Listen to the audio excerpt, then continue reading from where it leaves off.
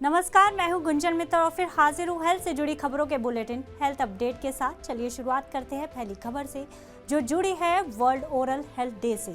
हर साल 20 मार्च को मनाया जाता है वर्ल्ड ओरल हेल्थ डे।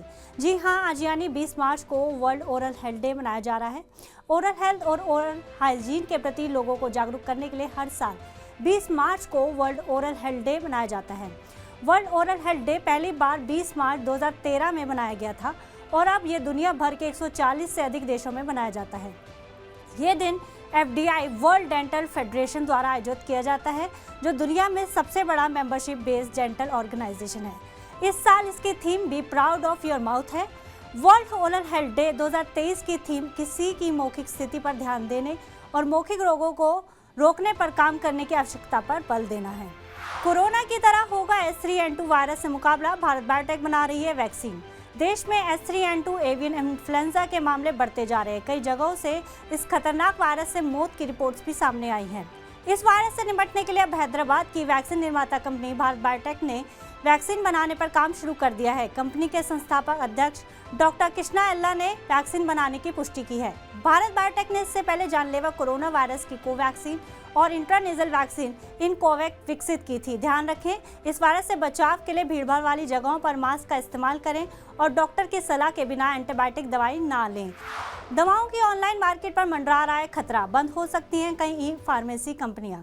पिछले कुछ समय से डिजिटल फार्मेसी यानी दवाओं की ऑनलाइन बिक्री में काफ़ी तेजी देखी गई है, लेकिन अब इस पर खतरा मंडरा रहा है, क्योंकि खबर है अब ई फार्मेसी को बंद करने पर विचार चल रहा है। दरअसल डिजिटल फार्मेसी से डेटा के दुरुपयोग के खतरे और मनमानी कीमतों को लेकर केंद्र सरकार चिंतित है और इसे बंद करने पर विचार कर रही है। इसे लेकर federation of Indian chambers of commerce and industry यानी कि फिक्की ने चिंता जताई है। फिक्की ने इस बारे में स्वास्थ्य मंत्रालय को पत्र भी लिखा है। ई फार्मेसी का तर्क है कि ई फार्मेसी केवल एक एग्रीगेटर है और उपभोक्ताओं को लाइसेंस प्राप्त फार्मेसी से जोड़ती है और सूचना प्रौद्योगिकी अधिनियम के अंतर्गत आती है। AIOCD ने फिक्की को लिखे एक पत्र में इसका विरोध किया है, क्योंकि ड्रग्स एंड कॉस्मेटिक्स नियमों के तहत नियम 61 के अनुसार किसी भी व्यक्ति को दवाई बेचने, स्टॉक करने, प्रदर्शन करने या बिक्री के लिए पेशकश करने या दवाओं का वितरण करने के लिए एक वैध लाइसेंस की आवश्यकता होती है। सूचना प्रौद्योगिकी अधिनियम की आड़ में सिर्फ छिपना उनके लिए अच्छा नहीं है। कोरोना के बढ़ते मामलों ने बढ़ाई सरकार की चिंता, नई संशोधित गाइडलाइन हुई जारी। देश में एक बार फिर कोरोना के मामले तेजी से बढ़ते जा रहे हैं। H3N2 इन्फ्लुएंजा के साथ साथ कोविड-19 का जोखिम तेजी से बढ़ रहा है और कई राज्यों ने मामलों में वृद्धि की सूचना दी है। ऐसे में देश में कोरोना के बढ़ते मामलों को लेकर केंद्रीय स्वास्थ्य मंत्रालय की चिंता भी बढ़ गई है।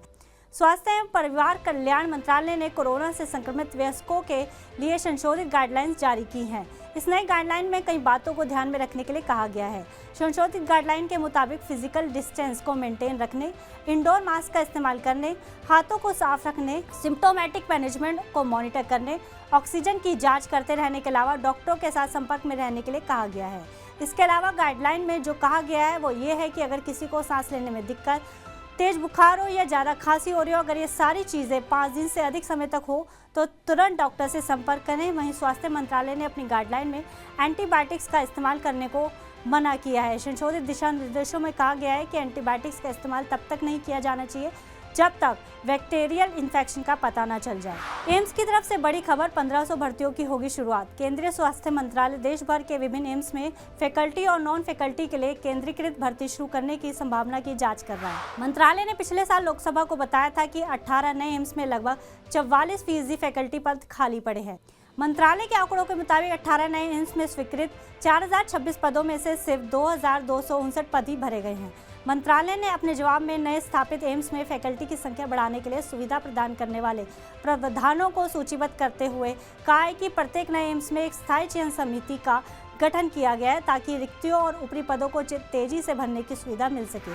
प्रोफेसर और अतिरिक्त प्रोफेसरों के पदों पर सीधी भर्ती के लिए आयु सीमा 50 वर्ष से बढ़ाकर 58 वर्ष की गई है।